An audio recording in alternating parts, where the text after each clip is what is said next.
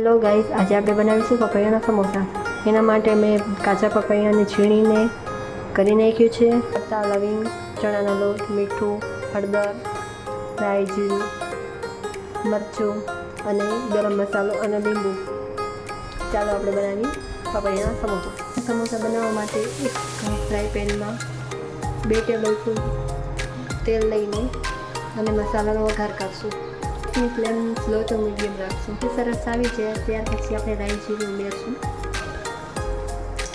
ત્યાર પછી તમાલપત્ર, લવિંગ, હળદર ઉમેરશું. હવે આપણે જે પપૈયાનું છીણીને રાખ્યા હતા તે આમાં ઉમેરશું. ફ્લેમ સ્લો કરી નાખશું.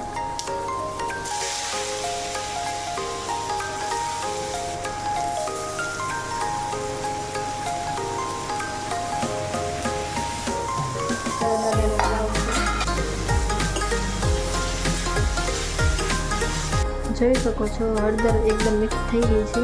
આપણે બાકીના મસાલા ઉમેરશું. એમાં મીઠું તમે તમારા સ્વાદ અનુસાર નાખી શકો.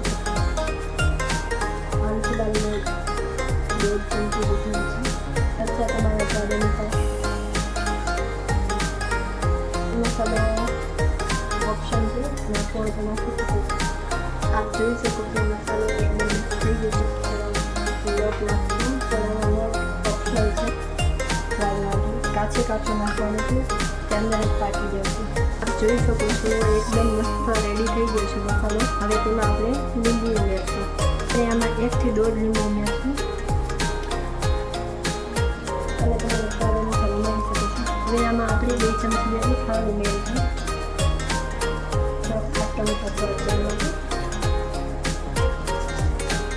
હવે આ મસાલો રેડી થઈ ગયો છે. અને સ્લો ટુ મીડિયમ ઉપર સ્ટીમ થવા માટે મૂકશું. મસાલો સ્ટીમ થાય ત્યાં સુધી આપણે સમોસાનો લોટ બાંધી લઈશું. માટે મેં મેંદાનો લોટ લીધો છે. મેંદાના લોટમાં પાણી નાખી તેલ નાખીને અને હલાવશું.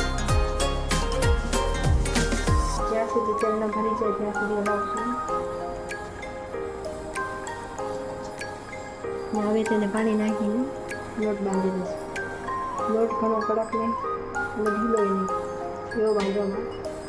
પાણીમાં મીઠું ઓગાળીને તેના લોટમાં નાખશું. તેનાથી મીઠું બધે ભળી જશે. તેલમાં મોણ દેવા માટે ઉપરથી થોડું તેલ ઉમેરશું. લોટને આરામ દઈશું અને ત્યાં સુધી આપણે મસાલો ચેક કરવો. આપણો મસાલો એકદમ મસ્ત થઈ ચૂક્યો છે. હવે આ સમોસા બનાવવા માટે રેડી છે. હું એક લુવો લઈને અને તેની રોટલી વણી નાખશું. હવે વચ્ચેથી કટ દઈ દઈશું. પોતાના હાથ વડે અને આવી રીતના ગોળી આવીશું.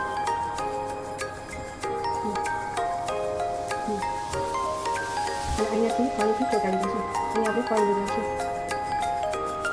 તેનાથી આપણે સમોસા ફૂલે નહીં. અને અંદરની સાઈડથી પાણી લગાવીશું. એમાં સ્ટફિંગ જે તૈયાર કરી છે તે અંદર ભરી દઈશું. તો ઉપર ચારે કિનારીએ પાણી લગાવી દઈશું. પેક કરી દઈશું. સમોસા રેડી. તેવી જ રીતે આપણે બધા સમોસા વણી લઈશું. ફરી વાર જેનાથી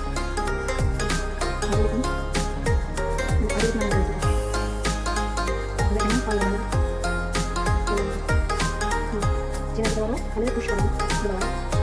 હવે એમાં સ્ટફિંગ કરશું. થોડાક મોટા રીતે આમાં ઉપર મળી દીધું. હવે આ ચોટાડી દઈશું. એક ફ્રાય પેનમાં તેલ લઈ લઈશું. તેલને ધીમી આંચ પર આવવા દઈશું.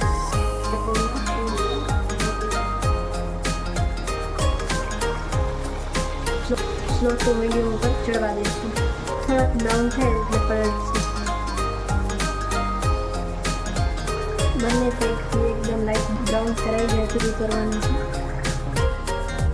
આપ જોઈ શકો છો સમોસા રેડી છે, ક્રિસ્પી એન્ડ ટેસ્ટી.